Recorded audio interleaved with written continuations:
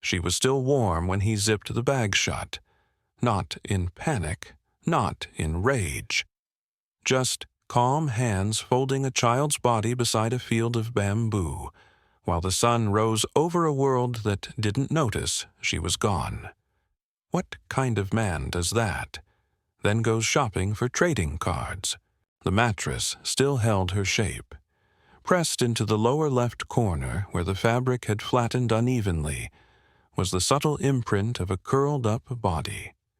The sheets were cold, slightly stiff, with faint discoloration that deepened toward the center. When the forensic light swept across, traces of dried fluid shimmered in violent fluorescence, too old to be sweat, too clean to be blood. The air inside the room was thick, not just with stillness, but with something more disturbing, something that lingered. A faint odor of fabric softener mixed with something sweet and wrong, something that didn't belong in a child's bedroom. There were no screams, no overturned furniture, no signs of struggle, but the silence. The silence told its own story. For 13-year-old Meline Soto, that bed was not a place of rest. Not that night. Not ever again. In the context of most child murder cases, especially those involving prolonged abuse, what disturbs isn't just the violence. It's the absence of chaos, the calculated calm. And that room was clean, too clean. No clutter, no discarded clothes, no open books or forgotten trinkets, as if childhood itself had been packed away. Stefan Michael Sterns, age 37, had spent months, possibly years, crafting the illusion of trust. He wasn't just a boyfriend to Meline's mother. He was a presence, steady, quiet, attentive. He cooked. He fixed broken things around the house. He bought retro toys and made Meline laugh. He was the kind of adult who seemed harmless because he blended in. And that's precisely what made him dangerous. Child predators often don't wear masks. They don't need to. They groom not just the victim, but everyone around them. And Stefan was patient. He didn't need to force access. It was given to him slowly, by circumstance and complacency. Meline began sleeping in the same bed as Stefan and her mother sometime around age 11. At first, only occasionally. Then, more often. Jennifer, exhausted, medicated, unstable, spoke of it as if it were a harmless arrangement.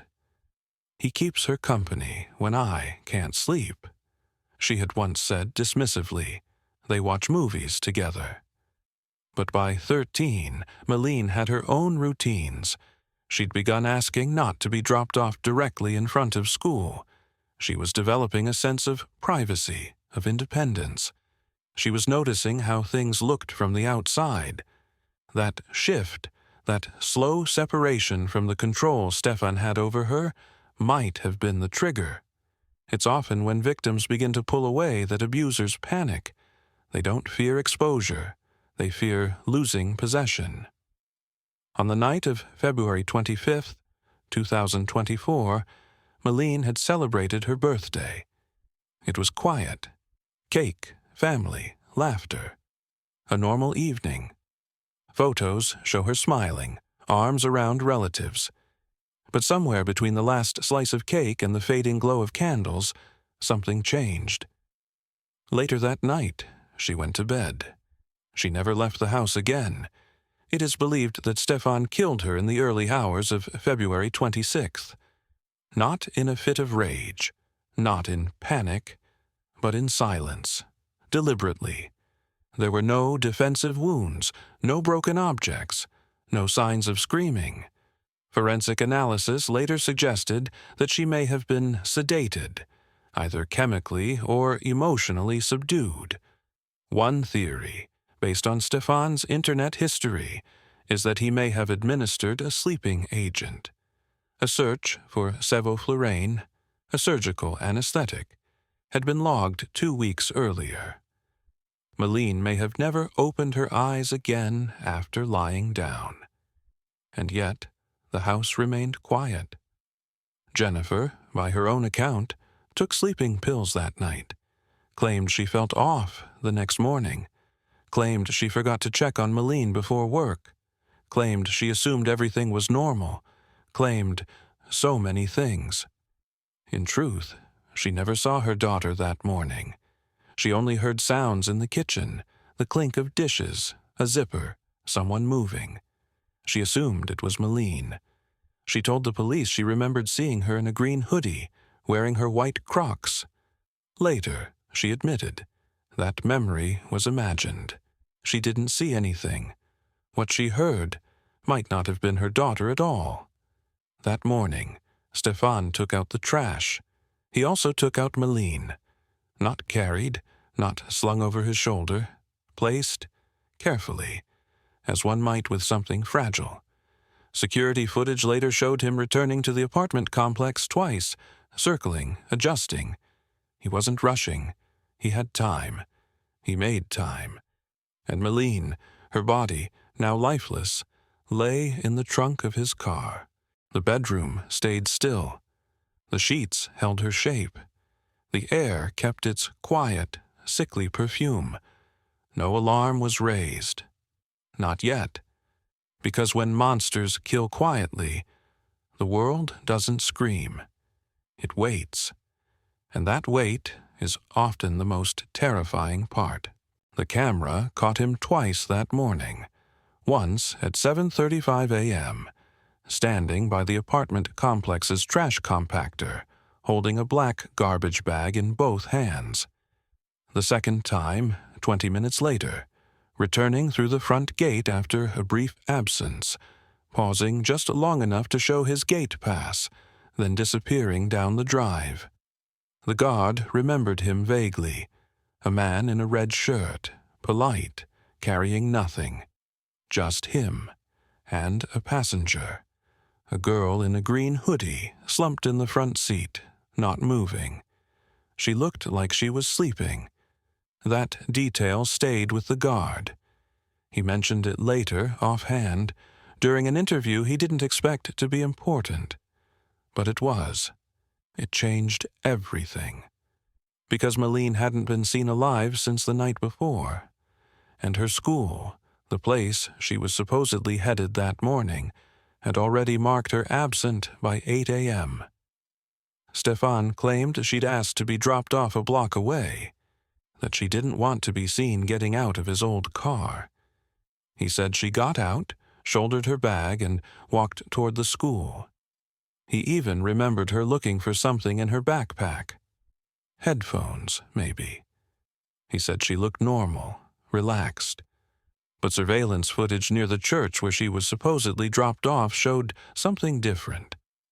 There was a girl in a green hoodie, walking alone, but it wasn't Meline. That girl was accounted for. The time, the height, the backpack, none of it matched. It was just someone else. A coincidence, cruel and empty. So if Stefan dropped her off, where was the footage? Why didn't any camera catch her? And what was inside the bag he threw away that morning? When detectives opened it, days later, they found a white Croc, a school-issued Chromebook, a floral-patterned backpack, small enough to belong to a middle schooler. It had been folded, compressed to fit more tightly into the trash liner. No blood, no signs of struggle, just silence again. Methodical, clean, as if he wasn't hiding evidence of a child's life but simply taking out the garbage. That morning, he had no phone. Claimed he left it behind in the rush. Jennifer said the same. No calls were made, no messages, just the sound of the car door closing, and then nothing. By 9 a.m., Stefan had returned home. He said he stopped by a vape shop, but the shop wasn't open. He waited, he said, drove around for a while, killed time. That part, too, was a lie. Traffic cameras placed him on a quiet stretch of road near the edge of St. Cloud, 15 miles away from where he was supposed to be. There, For 54 minutes, his car vanished from public record. No one knows exactly what he did during those 54 minutes. But later, when a tip came in from a local property owner about a suspicious vehicle and a man changing a tire near a private gate, detectives went back. They searched the field. They walked until the tall grass gave way to bamboo. And deep inside, hidden beneath broken twigs and dry brush, they found her, Meline, still in her clothes, a green hoodie, blue jeans. Her socks, untouched by dirt, were startlingly clean, a sign that she had been carried. Her body was curled, arms folded inward, head tilted like she had been placed down, not dropped. There were no visible injuries, no bleeding, just a girl who was no longer alive, and the air, once again, was quiet. This wasn't the work of impulse. It wasn't messy or panicked. It was deliberate, slow, the careful disposal of a body by someone who didn't want her found, but also maybe didn't want to forget where she was. Some killers run. Stefan didn't. He returned home, ate, slept, talked with Jennifer, told her he forgot his phone, played dumb when Meline didn't show up for school. He even offered to help search. And Jennifer, she believed him, or needed to believe him. It's difficult to measure the weight of willful blindness. How heavy it must be to sleep in a house that no longer holds your child. To pass the empty room, smell the shampoo on her pillow, and still insist she's just gone for the day. But the mind is capable of terrible contortions, especially when it's protecting the person you love from the truth you already know. And so, while her daughter lay in a bamboo field under the shade of a sky that never saw her smile, Jennifer stood at the door, waiting for someone else to tell her what she couldn't bear to say, that her child hadn't left. She had been taken, and he had never let her go. In the days that followed, Jennifer spoke to the press. Her eyes were hollow, her hands wringing a tissue that never touched her face. She wore the same sweatshirt in each interview, sat with her shoulders pulled inward, voice soft and wavering. She asked for prayers, for hope, for help. But never once did she mention Stefan by name. When detectives brought her in, they didn't confront her with accusations, not at first. They asked about routines, who slept where, what Meline liked to eat in the mornings, whether she'd ever run away before. Jennifer answered, slowly, sometimes forgetting the order of things. She corrected herself often. At one point, she paused and admitted that she couldn't remember if she had seen Meline that morning or just assumed she had. Her voice cracked when she said it, but no tears followed. And when they told her about the photos, the ones found on Stefan's phone, she didn't ask which ones. She asked if she could see them. That was the moment the air in the room shifted. There are questions you ask out of disbelief. There are others you ask because you already know the answer and need it confirmed to survive the weight of it. Jennifer's question did not carry disbelief. It carried familiarity, a quiet horror, the kind that has no sound, no scream, only breath held too long in a room too small. When they showed her one image, just one, she blinked, hard, looked away, covered her mouth, then asked, barely audible, whether it was recent, whether Meline had known, whether she was awake. It's a strange thing, watching someone grieve a truth they were part of. She spoke about boundaries, about how she had tried to separate them, how she needed sleep, how she'd taken her medication that night, how Meline always wanted to be near him, how she never imagined. But imagining isn't the same as not knowing, because there were signs. There always are. The way Meline changed how she dressed, how she avoided eye contact more often, the way she hesitated when someone touched her shoulder, how she grew quieter, but not in the way children grow reserved. It was the silence of someone waiting to be heard and realizing no one was listening. Jennifer told detectives she thought she had been protecting her daughter, that she'd created a home after a divorce, held things together the best she could, that Stefan had helped, that he'd been kind, stable, present. But predators don't enter homes with violence. They enter with patience. They sit at the dinner table. They learn the schedules. They study who's tired, who's distracted, who's looking the other way. And they wait. That's what Stefan did. He didn't force the door open. He was handed the key. When Jennifer was asked why she didn't come forward sooner, she said she wasn't sure what she believed. That part of her was convinced Meline had run away, that maybe she'd been scared, or ashamed, or angry. She clung to that narrative, even after the evidence, even after the photos, even after the truth became unavoidable. Because if Meline had been taken, if she had died in that house, just feet away from her mother, then Jennifer wasn't just grieving a daughter. She was grieving the role she had played in her death. And grief like that does not come with a script.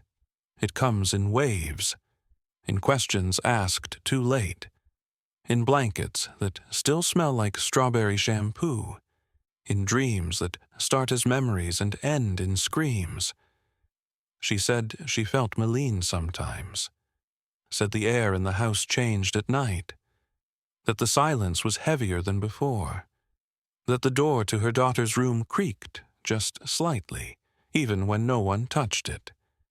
There was no exorcism for that kind of guilt, only the unspoken understanding that she had heard the sound of her child dying once, and chose not to get up.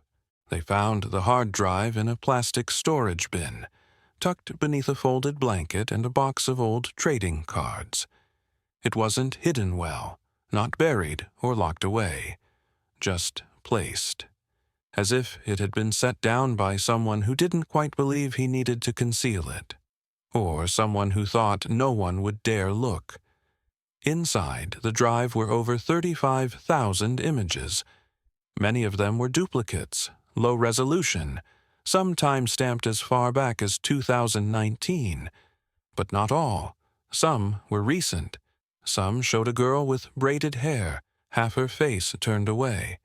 In others, she was laughing, her expression caught mid-motion, not smiling for the camera, just existing, unaware of who was holding the lens and why. Among the images were photos that had clearly been taken without consent, in bedrooms, on couches, in bathrooms, sometimes clothed, sometimes not, sometimes blurred from motion, sometimes framed with almost clinical care. He had cataloged them, labeled folders, saved screenshots. He had searched for words that would later define the full weight of what he'd done. Coercion, consensual age in Florida, deleting phone permanently, do sleeping pills show up in autopsy? Each search chipped away at any remaining doubt. And still, when brought in for questioning, Stefan denied everything, sat calmly, hands folded, answering only what was asked.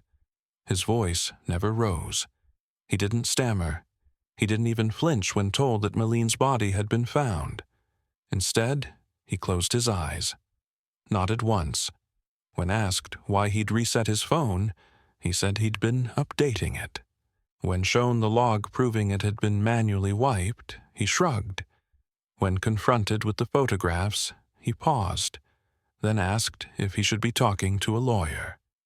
Not because he didn't understand what was happening, but because until that moment, no one had dared say it out loud. There's a point in some interrogations when the room turns, when the weight of the evidence becomes too large to step around. But Stefan didn't confess. He didn't cry. He didn't beg. He asked what the minimum sentence would be. Later, when alone in the cell, he called his father. The conversation was quiet, measured. Stefan never raised his voice. He didn't plead for help, didn't express fear. He spoke about time, about how long 40 years felt, about how there probably wouldn't be anyone waiting when he got out. His father didn't interrupt. He let him speak. And then, when the silence came, he said something simple. Not cruel, not accusatory.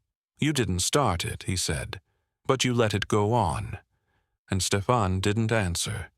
In court, he pleaded not guilty, sat beside his attorney with the same stillness he'd maintained since the beginning. He didn't look at Jennifer, didn't look at the evidence as it was presented, at the autopsy photos, the torn pages from Meline's school notebook, the fluorescence on her bed, the single white crock retrieved from a landfill. He stared forward, blank, motionless. Some people in the courtroom wept quietly. Some turned away. One juror clenched his hands beneath the desk as if to steady himself. It wasn't the volume of the evidence that overwhelmed. It was the precision, the way it left no room for interpretation, the way it said everything without needing to scream. And still, somewhere beyond that courtroom, a child's room remained untouched, a bed unmade, a closet with its door half open, revealing shirts she would never wear again. Because for all the horror Stefan Sterns committed, for all the damage left behind, the most haunting truth was this. He didn't need to hide what he did. He just needed everyone else to keep looking away. In the end, it wasn't a single moment that undid him. Not a confession. Not a mistake caught on camera. It was time. The quiet accumulation of seconds, choices, absences. The slow crawl of evidence that narrowed around him like a noose. It was the things he did after, the things he didn't do, and the space between. The morning after the murder, while her body cooled in the trunk of his car, Stefan went shopping for trading cards. He told police he needed air, said he was looking for a specific release, claimed he visited 3 different stores. Some were still closed. Others had no record of him walking in. But the tire on his car, the flat one, was real, damaged along the inner rim. That part he couldn't fabricate. And when a man reported seeing someone fitting Stefan's description, changing a tire on Hickory Tree Road, near the tree line, beside the locked gate of a private field, investigators knew. They knew it wasn't coincidence. They retraced the route, measured the time, studied the soil impressions, found fibers that matched the lining of Meline's hoodie. Just a few. Fragile, but enough. When they entered the bamboo grove, it was nearly dusk. The trees there grow close, too close for sound to travel cleanly. Footsteps disappear in the hush of the dry grass. Light breaks into thin lines. The ground was undisturbed, save for a shallow depression, barely visible. But once they pulled away the brush, there she was. Her body hadn't bloated. There were no signs of predation. The weather had been cool, the ground dry. Death preserved her gently, as if holding her still for the truth to find her. Her arms were tucked, knees slightly bent. The look of someone laid down with care. It was the stillness that broke them. Detectives are trained not to cry at scenes like this. They learn how to keep moving, how to document before the heart interferes. But there was something unbearable about the way her socks were still white, clean, unscuffed. A girl who should have been running, laughing, jumping puddles, instead hidden in silence, left to vanish. Back at the station, when Jennifer was told, she didn't scream. She asked what she was wearing, asked how they knew it was her. Then she went quiet. like a power had been cut. Her eyes didn't shift. She didn't blink. They told her gently, explained the positioning, the hoodie, the location. She only nodded, and then finally she asked, "Did he move her more than once?" The room froze, because that question didn't come from nowhere. It wasn't something a mother who believed her daughter had simply vanished would ask. It was a detail, one only someone who had imagined the sequence, perhaps many times, would think to say aloud. They didn't answer her, because it didn't matter. The autopsy confirmed what they feared. Meline had been strangled. No signs of resistance, no bruising from restraint. Her cause of death wasn't violent in appearance, but it was intimate, personal, the kind of killing that takes time, the kind that requires you to stay and hold and wait. She had likely died before sunrise. Jennifer never visited the grave, at least not publicly. Neighbors said she left town shortly after the body was recovered. Others claimed they saw her late at night, walking by the school, staring through the gate like she was waiting for a child who was still just a little late, just a little behind. But she wasn't behind.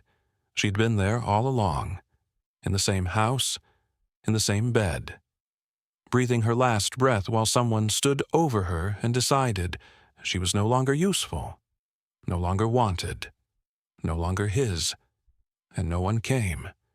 Because monsters don't always look like monsters.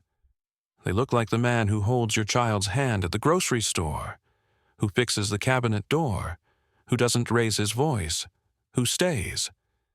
And that's what he did. He stayed. Until it was too late to save her. Until the silence was louder than the lies.